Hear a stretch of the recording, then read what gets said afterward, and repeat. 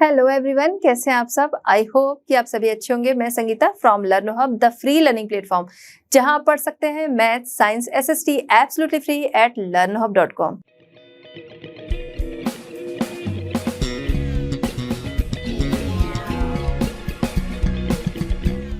बच्चों, आज हम डिस्कस करेंगे आईसीएसई क्लास 10। टॉपिक हमारा है factors promoting the growth of nationalism and foundation of the Indian National Congress, part 2। Part 1 में हमने factors promoting the growth of nationalism के कुछ पॉइंट्स देखे थे। बाकी के पॉइंट्स और आईएनसी का फॉर्मेशन हम अपने इस पार्ट में देखेंगे।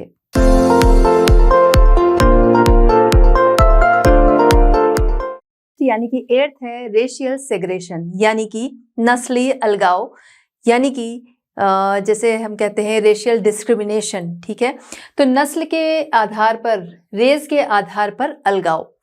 ठीक है, जो ब्रिटिश थे वो ये मानते थे कि हम यहाँ पर आए हैं, हम यहाँ पर राज कर रहे हैं क्योंकि जो इंडियन हैं वो बहुत ही असभ्य हैं, हम उनको सभ्य बनाने आए हैं, ऐसा उनका कहना था। ये नहीं कहना था कि अपने प्रॉफिट के लिए आए हैं और हमारी जो पॉलिसी है वो दूसरे को सप्रेस करके रखने की, ऐसा नहीं। वो ये मानते थे कि हम जो है बहुत श्रेष्ठ हैं और हम इन इंडियंस को सभ्य बनाने के लिए आए हैं। वहीं दूसरी तरफ जो इंडियंस थे उनका मानना था कि ये जो वाइट मैन हैं, भाई जो ब्रिटिश हैं उन्हें आज भी हम कहते हैं गोरे, है ना। तो जो इंडियन थे उनका मानना था ये जो वाइट मैन है ये हमारी कंट्री पर क्या है, बर्डन है। और ये बात भी सही थी कि बाहर से आया हुआ पर्सन जो है वो क्या कर रहा है, यहाँ की सारी चीजें जो है वो यूज कर रहा है। ठीक है, हमारे ऊपर वो राज कर रहा है, तो वो क्या है, वो हमारे लिए बर्डन ही है। तो यहाँ के लोग जो थे वो इस तरीके से मानते थे। अब रेशियल डिस्क्रिमिनेशन के चलते क्या होता था कि कोई भी इंडियन जो है वो इन ब्रिटिश के साथ ट्रेन में सेम कंपार्टमेंट में यात्रा नहीं कर सकता था, क्योंकि भाई समझा जाता था कि रेशियल डिस्क्रिमिनेशन के चलते या सेग्रेशन के चलते कह सकते हैं कि जो इंडियन थे उन्हें असभ्य माना जाता था। ठीक है, उन जो ब्रिटिश थे उनसे काफ़ी ज़्यादा लोअर माना जाता था उनको, इसके चलते। इसके अलावा जो क्लब एंड होटल्स थे वहाँ पर भी इंडियंस की एंट्री जो थी वो नो एंट्री थी, कि वो वहाँ पर एंट्री नहीं कर सकते थे। इसके अलावा जो पॉश एरिया जिनको कि सिविल लाइन कहा जाता था, वहाँ पर एक्सक्लूसिव रेजिडेंशियल सेंटर होते थे या फिर कह सकते एरियाज होते थे जहाँ पर जो ये ब्रिटिश थे वो रहते थे। आज के टाइम में भी अगर हम देखें कई सारी सिटीज़ हैं वहाँ पर सिविल लाइन्स बने होते हैं। देखा जाए तो उस सिटी का काफ़ी ज़्यादा पॉश एरिया होता है सिविल लाइन। ठीक है, तो वो उसी टाइम के मैक्सिमम जो है वो बने हुए हैं कि जहाँ पर वो ब्रिटिश जो थे अपनी रेस को गुड मानते हुए और वो वहाँ पर रहते थे, उसे सिविल लाइन के नाम से बोलते थे। तो ये भी चीज़ जो थी, ये जो रेशियल सेग्रेशन था, इसने भी लोगों के अंदर इस तरीके की फीलिंग लाई कि उनके अंदर अवेयरनेस आई कि भाई इनको जो है वो यहाँ से हटाना है। नेक्स्ट यानी कि 9th है rediscovery of India's glorious past, India के ग्लोरियस पास्ट की रिडिस्कवरी। देखिए क्या था, जब ब्रिटिश यहाँ पर आए तो उनका ये मानना था कि जो इंडियन है बहुत ही असभ्य हैं, बहुत ही पिछड़े हुए हैं, हम आए हैं उन्हें सभ्य बनाने के लिए, हम आए हैं उन पे राज करने के लिए, और हम दुनिया की सबसे श्रेष्ठ रेस हैं, नस्ल हैं कि हम दूसरों पर राज करने के लिए बने हैं।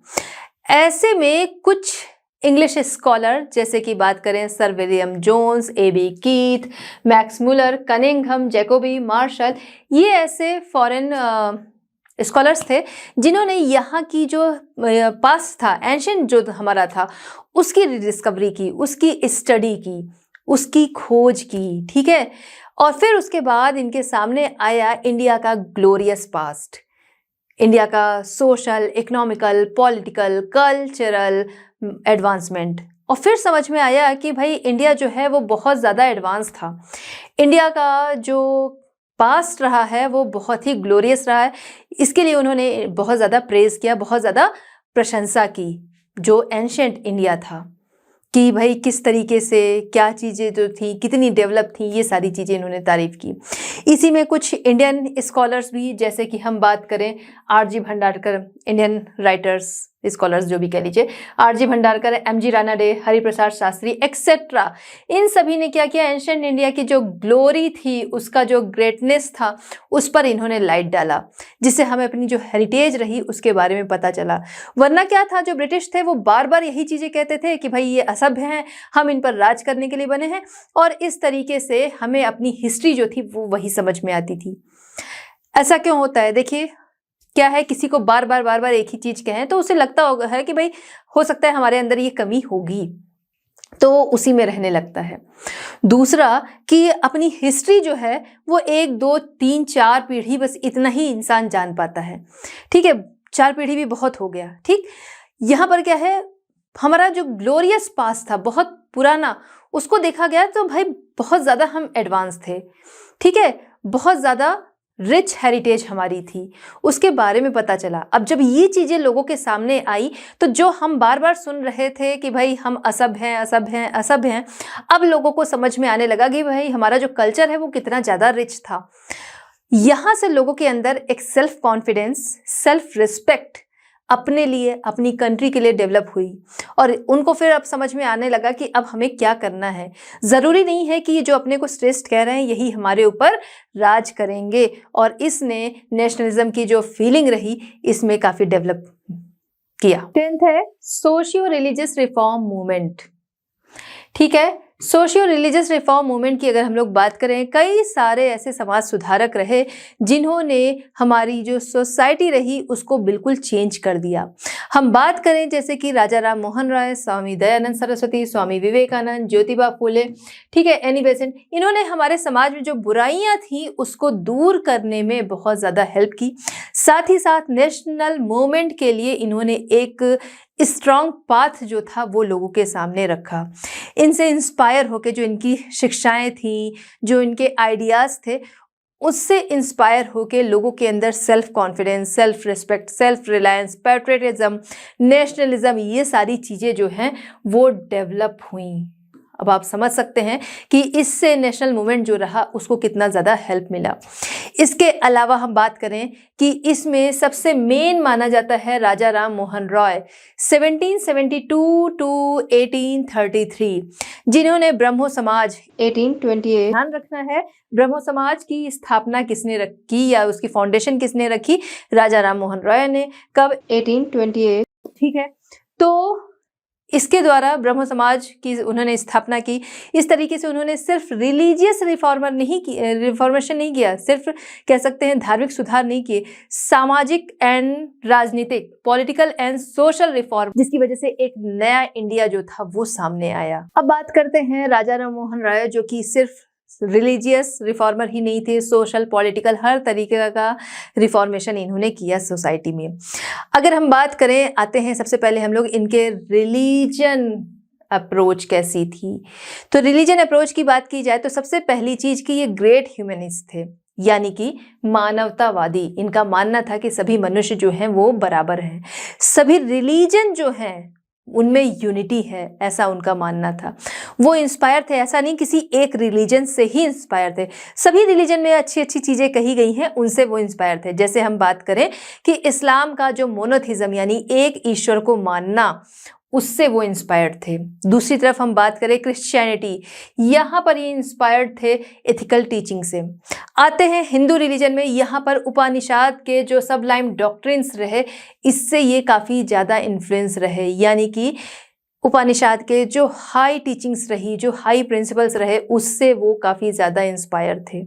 इसके अलावा अगर बात की जाए तो इनका बिलीव था कि सभी रिलीजन जो है वो एक मोरल कोड जो है वो सेटअप करते हैं, जहाँ पर ज़रूरी बताया गया है, मतलब हर रिलीजन ही कहता है कि भाई शांति होनी चाहिए, सभी रिलीजन कहता है हैप्पीनेस होनी चाहिए। ऐसा इसी में इनका बिलीव था कि सभी रिलीजन जो है वो सेटअप करते हैं moral code, necessary peace and happiness. अब बात करते हैं liberty, rights and free press.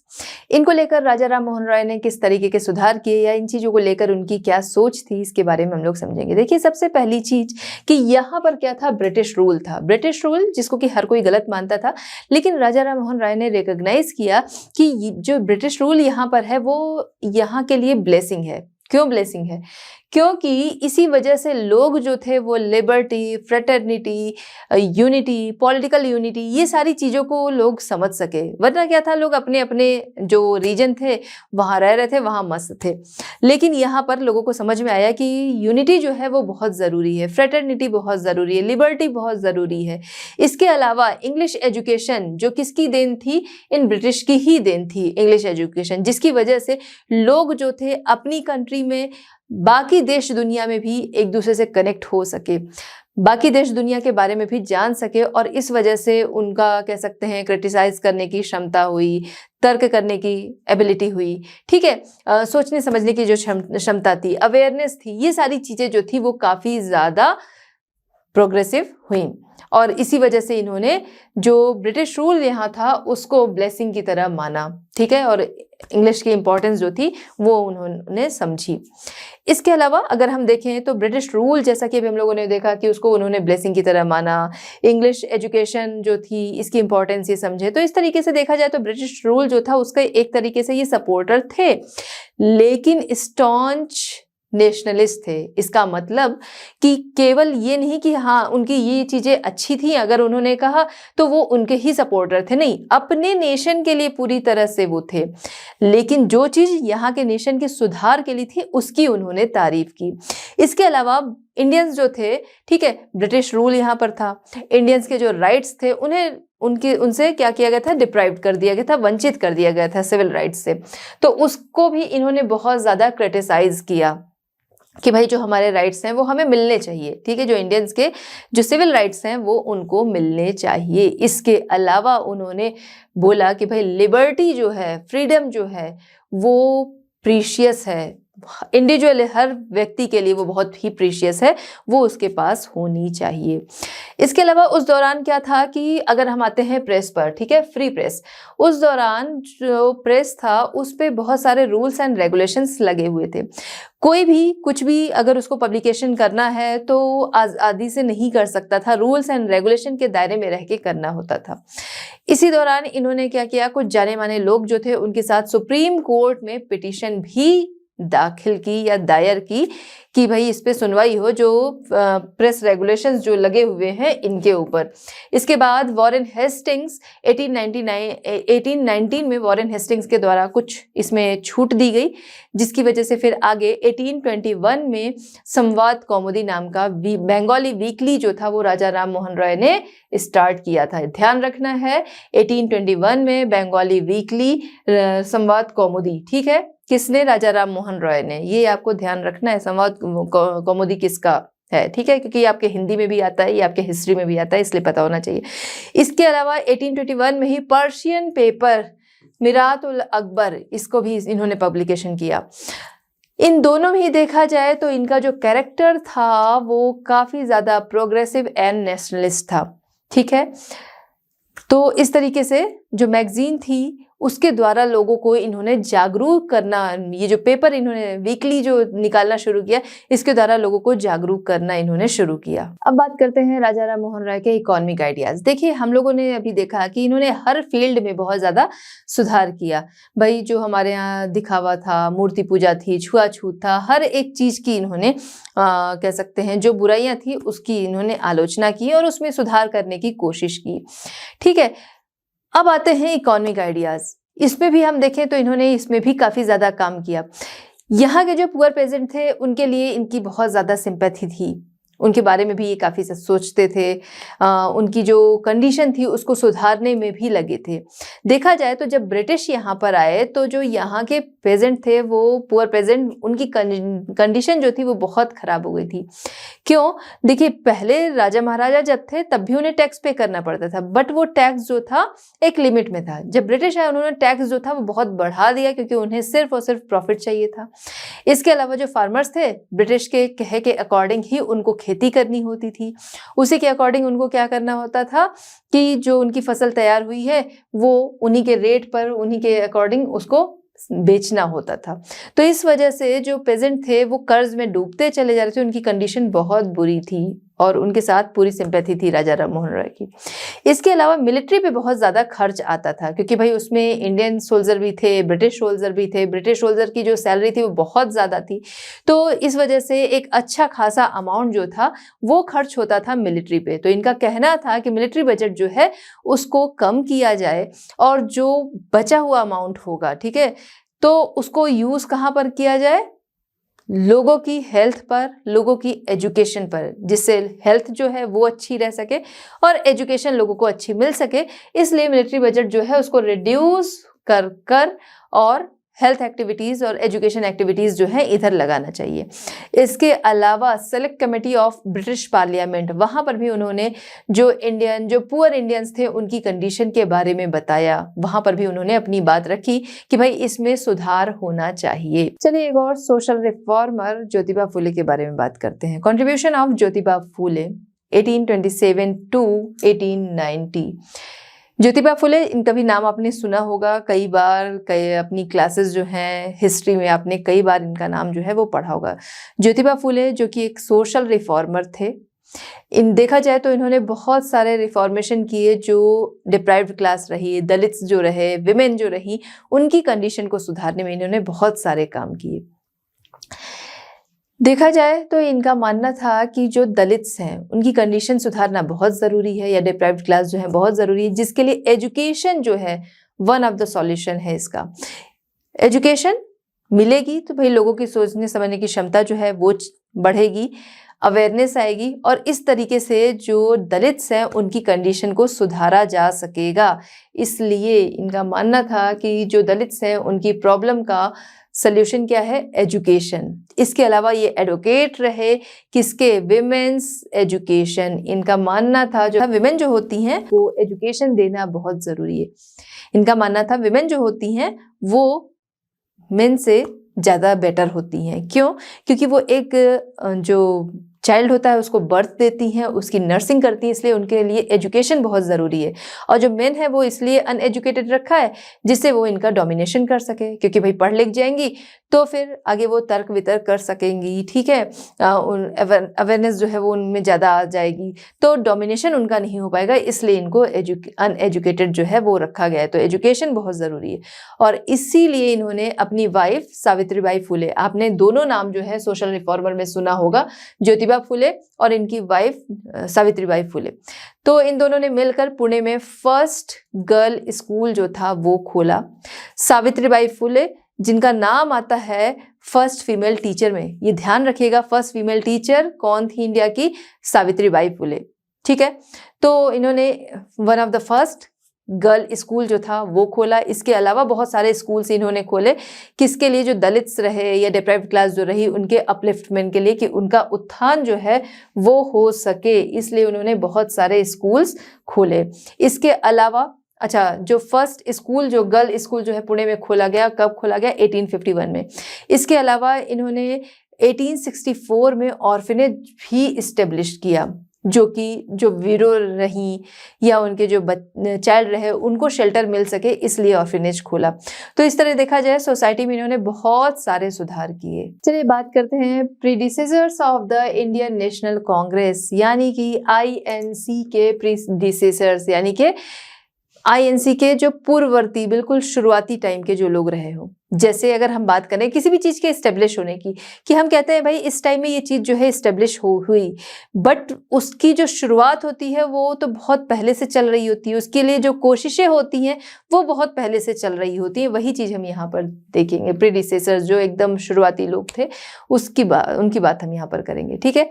तो INC जो है इस्टेब्लिश हुआ 1885 में। इसके प्रीडिसेसर्स की बात हम लोग कर रहे हैं, तो इसके सीट्स जो थे वो राजा राम मोहन रॉय के टाइम में ही डल गए थे, या कह सकते हैं राजा राम मोहन रॉय ने ही मॉडर्न पॉलिटिकल कॉन्शियसनेस के सीट जो थे वो डाल दिए थे। लोगों के अंदर अवेयरनेस इस चीज़ के लिए उन्होंने ही लाई थी। हालांकि फिर हम देखते हैं 19th सेंचुरी के सेकेंड हाफ में, उस दौरान हम देखते हैं कि growth of political consciousness, national movement जो है ऑर्गेनाइज तरीके से करना, ये सारी चीज़ें हमको सेकेंड हाफ में दिखता है 19th सेंचुरी के, ठीक है। 19th सेंचुरी में ही देखा जाता है बहुत सारी पॉलिटिकल एसोसिएशन जो है वो इंडिया के डिफरेंट पार्ट्स में इस्टेब्लिश होती है। क्यों? क्योंकि अब लोगों को ये समझ में आने लगता है कि हमको अपने को स्ट्रॉन्ग करना है, इसके लिए हमें क्या है, एक साथ आना होगा, और इसीलिए अलग अलग पार्ट्स में पॉलिटिकल एसोसिएशन जो है वो इस्टेब्लिश होती है। They were local organisation and not national in character, ठीक है। ये जो जगह जगह पर इस्टेब्लिश हो रहे थे ये कैसे थे? लोकल ऑर्गेनाइजेशन थे, बट ये क्या थे? नेशनल नहीं थे कैरेक्टर में, ठीक है। इसका मतलब कि एक नेशन के तौर पर अभी ये नहीं बने थे, अभी क्या है, जगह जगह पर बातें हो रही हैं, लोग जो है अपने अपने ग्रुप जो है वो बन रहे थे, ठीक है। तो कैरेक्टर से ये अभी नेशन नहीं थे, लोकल ऑर्गेनाइजेशन थी, जो अलग अलग रीजन थे वहां पर ये बन रही थी। लेकिन आईएनसी के बनने में इनका बहुत ही इंपॉर्टेंट रोल रहा, ठीक है। इन्होंने बहुत ही इंपॉर्टेंट रोल प्ले किया एस्टेब्लिशमेंट ऑफ आईएनसी यानी इंडियन नेशनल कांग्रेस, जो कि 1885 में एस्टेब्लिश हुई।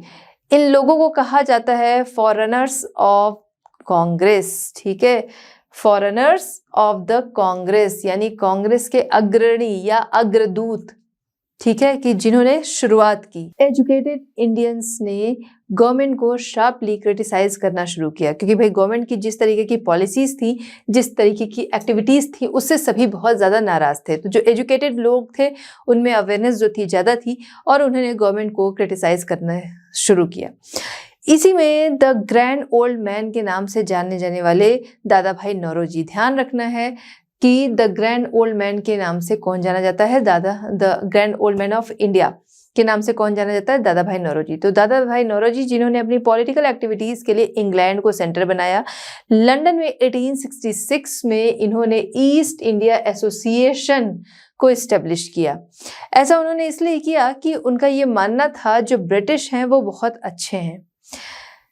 अच्छा, ब्रिटिश जो थे उनको ये अच्छा क्यों मानते थे? इनको ऐसा लगता था दादा भाई नौरोजी को कि जो ब्रिटिश हैं वो हम इंडियन की जो प्रॉब्लम है उससे वो अनजान है। तो जब हम क्या करेंगे, उनकी पार्लियामेंट में या उनके सामने अपनी प्रॉब्लम्स को रखेंगे, तब वो हमारी प्रॉब्लम्स को समझेंगे और फिर उसे दूर करेंगे, ऐसा इनका मानना था। इसीलिए इनका कहना था कि जो ब्रिटिश हैं ये बहुत ही अच्छे हैं और हमारी सारी प्रॉब्लम्स को दूर कर देंगे। बस दिक्कत क्या है कि हमें जाकर अपनी प्रॉब्लम जो है वो उनके सामने कहनी होगी, ठीक है। इन्होंने जो ईस्ट इंडिया एसोसिएशन लंदन में इस्टेब्लिश किया था, उसकी कई सारी ब्रांचेस थी जो कि इंडिया में थी, जो जैसे कि बॉम्बे में, कैलकाटा में एंड मद्रास में। बॉम्बे आज का मुंबई, कैलकाटा आज का कोलकाता एंड मद्रास आज का चेन्नई, ठीक है। तो इन जगहों पर उन्होंने क्या किया, अब इस एसोसिएशन की ब्रांचेस जो थी वो रखी। अच्छा, स्वराज या फिर स्वराज पाकर रहेंगे, स्वराज हमारा जन्मसिद्ध अधिकार है, इस तरीके का स्लोगन हमने बहुत सारा सुना है। बट ये जो स्वराज वर्ड है इसका सबसे पहले यूज जो था वो इन्होंने ही किया था, दादा भाई नौरोजी ने। इसके अलावा जो ब्रिटिश रूल था, दादा भाई नौरोजी जो कि इकोनॉमिस्ट भी थे। तो इकोनॉमिस्ट का क्या काम होता है भाई, इकोनॉमी से रिलेटेड जो सारी चीजें होती हैं उनकी समझ जो होती है उसके लिए बहुत ज्यादा होती है। तो वो इकोनॉमिस्ट भी थे, इसीलिए उन्होंने बोला था ब्रिटिश रूल और उसकी कॉस्टली एडमिनिस्ट्रेटिव सिस्टम जो है वो इन पुअर इंडियन रिसोर्सेज जो हैं उन पे एक बड़ा बर्डन है। अब आपको पता है ना, जो ब्रिटिश थे भाई उनके शौक जो थे वो अलग थे, उनका रहन सहन जो था अलग था, उनकी सैलरी जो थी वो बहुत ज़्यादा थी। ये सारी चीज़ें कहाँ से पूरी होती थी? ये सारी चीज़ें जो थी वो इंडिया की जो इकॉनमी थी उसी से पूरी होती थी। इसीलिए इन्होंने ब्रिटिश रूल और उनकी कॉस्टली एडमिनिस्ट्रेटिव सिस्टम जो था उसको इंडियन रिसोर्सेज पे बर्डन बताया। दादा भाई नौरोजी की book poverty and un British rule in India, poverty and un British rule in India, ये किसकी बुक थी? दादा भाई नौरोजी, जिसमें उन्होंने बाकायदा जिक्र किया है जो इंडियन वेल्थ थी जो कि ड्रेन हो रही थी, इंडियन वेल्थ का जो ड्रेन था उसके बारे में बाकायदा वहाँ पर उन्होंने एक्सप्लेन किया है कि यहाँ की वेल्थ जो थी वो कैसे इंग्लैंड जा रही थी, इंग्लैंड के कामों में खर्च हो रही थी। चलिए नेक्स्ट प्रीडिसेसर्स की बात हम करते हैं। एस.सी. बनर्जी यानी सुरेंद्र नाथ बनर्जी के बारे में। इन्होंने 1876 में इंडियन एसोसिएशन को सेटअप किया या फिर कह सकते हैं एस्टेब्लिश किया। इंडियन एसोसिएशन कब? 1876 में। इसका मेन ऑब्जेक्टिव क्या था? इस एसोसिएशन का मेन ऑब्जेक्टिव यहाँ पर था पावरफुल कह सकते हैं पावरफुल पब्लिक ओपिनियन जो है वो ऑर्गेनाइज करना। किस लिए भाई? ब्रिटिश जो थे उनकी जो पॉलिसीज थी, जो उनकी एक्टिविटीज थी, उनके खिलाफ हम थे, ठीक है। तो इसलिए और हमारी जो पॉलिटिकल यूनिटी जो थी वो बनाने के लिए, ठीक। तो इसलिए ही ये एसोसिएशन जो था वो इस्टेब्लिश किया गया था। तो यहाँ पर क्या था? पावरफुल पब्लिक ओपिनियन जो है ऑर्गेनाइज करना। इसके अलावा नेशनल मूवमेंट के बेस को और ज़्यादा ब्रॉड करना, यानी ज़्यादा से ज़्यादा लोग जो हैं जब इससे जुड़ेंगे तभी इसका सही असर हो पाएगा। इसके अलावा इंडियन पीपल की पॉलिटिकल यूनिटी को प्रमोट करना, ये इसके मेन ऑब्जेक्टिव थे इस एसोसिएशन के। इसके अलावा इस एसोसिएशन ने एजिटेशन दिखाया जो ब्रिटिश की डिस्क्रिमिनेटरी एंड ऑपरेसिव एक्ट उनके द्वारा लाए गए थे उसके खिलाफ भी इन्होंने आवाज उठाई, या कह सकते हैं इस एसोसिएशन ने एजिटेशन जो था वो दिखाया, अपना आक्रोश दिखाया। जो पॉलिसीज थी डिस्क्रिमिनेटरी पॉलिसीज कौन सी थी? 1878 का वर्नाकुलर प्रेस एक्ट, 1878 का ही इंडियन आर्म्स एक्ट, इसके अलावा ICS इंडियन सिविल सर्विसेज, उसमें जो एज थी उसको क्या कर दिया गया था? रिड्यूस कर दिया गया था, 21 से 19 कर दिया गया था। तो इसके खिलाफ भी इन्होंने अपनी नाराजगी जो थी इस एसोसिएशन ने दिखाई। इसके अलावा इस एसोसिएशन ने जो ब्रिटिश प्लांटेशन थे वहां पर काम करने वाले जो वर्कर थे उनके इंटरेस्ट के लिए भी आवाज उठाई। अब इनके जो काम अभी हम लोगों ने देखे कि इनका मेन ऑब्जेक्टिव क्या था, इन्होंने क्या क्या चीजें की, तो जिसकी वजह से क्या था, ये काफी अच्छी चीजें थी जिसकी वजह से लोग जो थे बड़े लेवल पर इनके साथ आए। लेकिन ये ऑल इंडिया बॉडी बनने में फेल रहा। ये एसोसिएशन जो है वो ऑल इंडिया बॉडी बनने में फेल रहा। आगे हम देखते हैं कि INC जब बनती है, ठीक है, इंडियन नेशनल कांग्रेस, उसमें ये डिसॉल्व हो जाता है। चलिए बात करते हैं foundation of the Indian National Congress, INC की फाउंडेशन के बारे में हम लोग यहाँ पर बात करेंगे। देखिए क्या हुआ, जो ब्रिटिश पॉलिसीज थी, जो उनकी एक्टिविटीज थी, जो उनके द्वारा डिस्क्रिमिनेटरी एक्ट लाए गए थे, जिसकी वजह से जो इंडियन थे डिसकॉन्टेंटमेंट, उनके बीच में बहुत ज़्यादा असंतुष्टि थी, बहुत ज़्यादा असंतुष्ट थे, नाराज थे। अब यहाँ पर ज़रूरत थी कि लोगों के अंदर पॉलिटिकल कॉन्शियसनेस लाई जाए, ठीक है, कि पॉलिटिकल यूनिटी, पॉलिटिकल कॉन्शियसनेस जो है वो लाई जाए। अब इसके लिए ज़रूरत थी किसकी? एक ऑल इंडिया ऑर्गेनाइजेशन की। देखिए इसके पहले हम लोगों ने देखा कि कुछ ऑर्गेनाइजेशन जो थे अलग अलग हिस्सों में बने, जिसको लोगों ने पसंद भी किया, लोग काम भी अच्छा कर रहे थे, लेकिन ये क्या थे, ये स्कैटर्ड थे, बिखरे हुए थे। यहाँ पर एक की ज़रूरत थी जहाँ पर सभी लोग, एक कॉमन फोरम जो है वो मिल सके, जहाँ पर सभी लोग जो है वो साथ आ सकें, सभी नेशनलिस्ट जो है वो साथ आ सकें, ठीक है। फ्रीडम स्ट्रगल के लिए क्या प्लानिंग करनी है, किस तरीके से, ये सारी चीजें जो है वो हो सके, एक फोरम, एक मंच लोगों को ऐसा मिले कि जहां पर सभी लीडर्स वगैरह जो है वो बात कर सकें, ठीक है, जो पॉलिसीज चल रही हैं उनके खिलाफ, पॉलिटिकल कॉन्शियसनेस के लिए, तो सभी लोग जो है एक साथ आ सके, इस तरीके की कोशिश चल रही थी। लेकिन अभी तक जो भी ऑर्गेनाइजेशन बने वो क्या थे, वो बिखरे हुए थे। यहाँ पर ये भी ज़रूरत थी कि एक ऐसा फोरम जहाँ पर लोगों को एजुकेशन दी जा सके, पब्लिक एजुकेशन जो है वो दी जा सके, पॉलिटिकल कॉन्शियसनेस, फ्रीडम स्ट्रगल, इन सारी चीज़ों के लिए। इसी में देखा जाए तो कुछ इंडियन लीडर्स जैसे कि SN बनर्जी हो गए, दादा भाई नौरोजी, फिरोज शाह मेहता, बहरुद्दीन तैयब जी एंड जस्टिस राणा रे एक्सेट्रा, ये ऐसे लोग जो थे जो कि ऑल इंडिया पॉलिटिकल ऑर्गेनाइजेशन जो है वो बनाने की तरफ बढ़ रहे थे। ये चाह रहे थे कि इस तरीके का एक पॉलिटिकल ऑर्गेनाइजेशन जो हो वो तैयार किया जाए, और जहां पर सभी लोग, सभी लीडर्स जो है नेशनलिस्ट हैं, वो सभी साथ में आए और एक बड़ा कह सकते हैं जो नेशनल स्ट्रगल हमारा है उसके लिए एक ब्रॉड बेस जो है वो मिल सके। इसी में इनको सपोर्ट मिलता है A.O. ह्यूम, यानी कि जिनका नाम A.O. ह्यूम यानी एलन ऑक्टेवियन ह्यूम, ठीक है, इनका पूरा नाम है एलन ऑक्टेवियन ह्यूम, ठीक है। तो इनका सपोर्ट मिला जिसकी वजह से जो INC है इसका जो फॉर्मेशन है उसको स्ट्रेंथ मिलती है, और इसी वजह से A.O. ह्यूम जो है इनको फादर ऑफ INC कहा जाता है। यानी कि इंडियन नेशनल कांग्रेस की अगर कभी क्वेश्चन आए कि स्थापना किसने की थी, इसे एस्टेब्लिश कौन किया था, इस फादर ऑफ द INC कौन कहे जाते हैं, वो है एलन ऑक्टेवियन ह्यूम, ठीक है, A.O. ह्यूम, क्योंकि इनका सपोर्ट मिला फिर ये चीज़ें जो है वो तेजी से हुई। A.O. ह्यूम क्यों कौन थे? ये इंडियन सिविल सर्विसेज से रिटायर्ड मेंबर थे, ठीक है। तो जब इनका सपोर्ट मिला तब INC जो कि पूरे कंट्री लेवल पे काम कर रही थी उसका फॉर्मेशन होता है, जिसकी की उस समय में ज़रूरत थी। A.O. ह्यूम के सपोर्ट के साथ ही INC का काम जो था वो यहाँ से तेज हो गया। अब ज़रूरत थी एक ऑर्गेनाइजेशन के सेटअप की। कैसा ऑर्गेनाइजेशन? जो ब्रिटिश रूल जिस तरीके का यहाँ है, जिस तरीके की उनकी पॉलिसी है, उसकी तरफ, उनका जो एडमिनिस्ट्रेशन काफ़ी बिगड़ा हुआ है उसकी तरफ ध्यान डाला जा सके गवर्नमेंट का, कि जो प्रॉब्लम्स आ रही हैं उनको दूर किया जा सके, जिसके लिए, ठीक है। इसके अलावा इन्होंने जो इंडियन थे उनको यानी कि एओ ह्यूम जो थे, इन्होंने क्या किया, जो इंडियन थे उनको ऑफर किया या फिर कह सकते हैं उनको प्रोफेस किया, दावा किया कि वो इंडियन के डेवलपमेंट, जो इंडियंस हैं उनके डेवलपमेंट के लिए हेल्प करेंगे। किस तरीके का डेवलपमेंट? इंटेलेक्चुअल हो गया, पॉलिटिकल हो गया, सोशली हो गया, हर तरीके के डेवलपमेंट के लिए इन्होंने प्रोफेस किया कि ये हेल्प करेंगे। और इसके साथ ही इन्होंने 1 मार्च 1883 को एक लेटर लिखा कैलकाटा यूनिवर्सिटी के जो ग्रेजुएट्स थे उनको, कि वो सभी एक यूनियन जो है वो ऑर्गेनाइज करे जो कि लोगों की सेवा करे, उसमें हेल्प करे, इस तरीके का वो एक यूनियन ऑर्गेनाइज करें। और यहाँ पर इनकी इस अपील का उन्होंने भाई जो ग्रेजुएट्स थे उनसे अपील की। अब इस अपील का रिजल्ट क्या रहा वो हम लोग देखेंगे। यहाँ पर जो इंडियन लीडर्स थे उनके साथ कंसल्टेशन के साथ यहाँ पर foundation of Indian national union कब 1885 जो इंडियन लीडर्स थे उनके साथ कंसल्टेशन के बाद foundation of Indian national union, Indian national union की फाउंडेशन जो थी वो रखी गई 1885। इसके बाद यहाँ पर फाउंडेशन रखी गई, फिर इसी की तरफ से लोगों को बुलाया गया। कहाँ पर?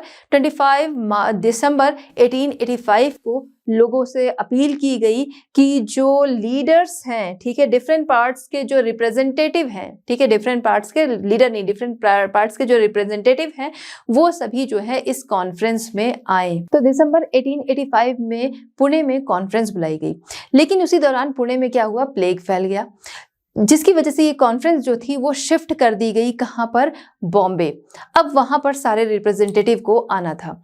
तो 28 दिसंबर टू 31 दिसंबर 1885 तक ये कॉन्फ्रेंस जो थी वो चली। कहाँ पर? बॉम्बे में चली, जहां पर 72 डेलीगेट्स जो थे उन्होंने पार्टिसिपेट किया। लीडरशिप किसकी थी, या कह सकते हैं चेयरमैन कौन थे, हेड कौन कर रहे थे? वो थे एस सी बनर्जी, ये उसके चेयरमैन थे। यहाँ पर दादा भाई नौरोजी जिन्होंने सजेस्ट किया कि जो ये INU है यानी इंडियन नेशनल यूनियन है, इसका जो नाम है वो चेंज करके इंडियन नेशनल कांग्रेस रख दिया जाए। लोगों की सहमति मिली और इस तरीके से INC यानी कि इंडियन नेशनल कांग्रेस का फॉर्मेशन होता है 28 दिसंबर 1885 को। ध्यान रखिएगा, INC इंडियन नेशनल कांग्रेस की स्थापना जो थी वो कब हुई थी? 28 दिसंबर 1885 को। ठीक है, तो यहाँ पर ये चीजें हुई, सभी लोग पहुंचे थे, बाकायदा कॉन्फ्रेंस हुई, फिर आगे कॉन्फ्रेंस जो है वो 31 दिसंबर तक चली।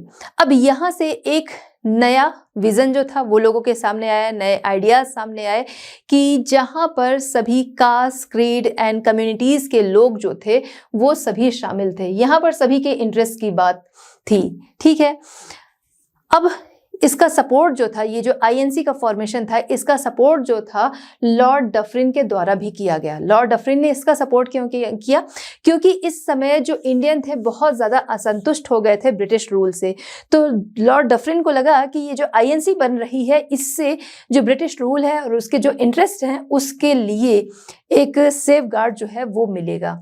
अब ये जो INC बनी थी, देखा जाए तो नेशनल मूवमेंट के लिए, ठीक है, ये नेशनल ऑर्गेनाइजेशन के रूप में थी। नेशनल ये INC जो थी नेशनल ऑर्गेनाइजेशन, जिसका कि अगर हम देखें एक्टिविटीज या उसका आउटलुक यानी उसकी जो गतिविधियां थी या उसका दृष्टिकोण, दोनों ही नेशनल था, ठीक, नेशनल लेवल पर था। ठीक है, अब यहाँ पर INC जो था, इसका फॉर्मेशन जो था मोस्ट रिमार्केबल इवेंट था। देखा जाए तो अभी तक क्या था कि यहाँ पर पॉलिटिकल यूनिटी देखने को नहीं मिली थी। पॉलिटिकल यूनिटी कब देखने को मिली? ब्रिटिश रूल में, जहाँ पर कोई फॉरेन से आया हुआ जो था वो रूल कर रहा था और उसके अंडर में पॉलिटिकल यूनिटी थी। पहली बार इंडिया में था कि पॉलिटिकल यूनिटी यहाँ पर बनी, यही इसी मदरलैंड के लोगों के द्वारा। इसीलिए ये बहुत ही मोस्ट रिमार्केबल इवेंट था, जहां पर सभी लोग जो हैं वो साथ आए। हालांकि जो ये स्ट्रगल रहा 60 इयर्स तक लगभग चला और फिर फाइनली 1947 में हमें आज़ादी मिली under the leadership of Congress. चलिए अब हम लोग बात करते हैं immediate objectives of the Indian National Congress. Indian National Congress के उस समय के ऑब्जेक्टिव्स क्या थे वो हम लोग यहाँ पर समझेंगे। देखिए, यहाँ पर सबसे पहला जो है promote friendly relation between nationalist political worker. देखिए, अभी हम लोगों ने देखा कि जब इनका कॉन्फ्रेंस हुआ, कॉन्फ्रेंस जो फिक्स किया गया कि 1885 में कॉन्फ्रेंस रखा जाएगा। कहाँ पर? पहले बात हुई थी पुणे में, जिसमें था कि डिफरेंट पार्ट्स के लोग जो हैं वो इकट्ठे होंगे। लगभग 72 डेलीगेट्स जो थे वो उस कॉन्फ्रेंस में शामिल हुए। तो पहला जो इनका ऑब्जेक्टिव ये था कि अलग अलग पार्ट के लोग आए थे, अब उनके बीच में कोई कॉन्फ्लिक्ट ना हो। भाई ये किस लिए ऑर्गेनाइज किया गया है कि यूनिटी जो है वो बनी हो, पॉलिटिकल यूनिटी चाहिए। उसके लिए क्या है? सबका साथ में होना जरूरी है, कोई कॉन्फ्लिक्ट्स ना हो, ये जरूरी है। इसलिए पहला ऑब्जेक्टिव ये था कि जो नेशनलिस्ट पॉलिटिकल वर्कर हैं उनके बीच में फ्रेंडली रिलेशन जो है वो प्रमोट हो। दूसरा ऑब्जेक्टिव क्या था? Develop and consolidate feeling of national unity. किसी भी कह सकते हैं religious belief, colour, caste, creed, community, ये सारी चीजों की परवाह किए बिना नेशनल यूनिटी की फीलिंग को डेवलप और कंसोलिडेट करना। नेक्स्ट, यहां पर आईएनसी जो है इसका फॉर्मेशन किस लिए हुआ था कि भाई हमको पॉलिटिकल यूनिटी चाहिए, और साथ ही साथ क्या है कि हम ऑर्गेनाइज होकर अपनी जो डिमांड है वो गवर्नमेंट के सामने रखेंगे, अपनी प्रॉब्लम्स रखेंगे, और उसके बाद गवर्नमेंट जो है हमारी प्रॉब्लम्स को सुनेगी और उसे दूर करेगी। ठीक है, ऐसी उनकी सोच थी। ठीक है, तो यहाँ पर क्या था? जो पॉपुलर डिमांड है उनको गवर्नमेंट के सामने रखना, ये नेक्स्ट इनका ऑब्जेक्टिव था। नेक्स्ट ऑब्जेक्टिव था to train and organise the public opinion. देखिए, कोई भी चीज है गवर्नमेंट के सामने रखना है तो पब्लिक ओपिनियन उसके लिए बहुत जरूरी है। ठीक है, तो पब्लिक ओपिनियन जो है उसे ट्रेन और ऑर्गेनाइज करना। ठीक है, तो ये इनके मेन ऑब्जेक्टिव थे जब इनकी शुरुआत हुई थी, जब इसका फॉर्मेशन हुआ था आईएनसी का उस समय में।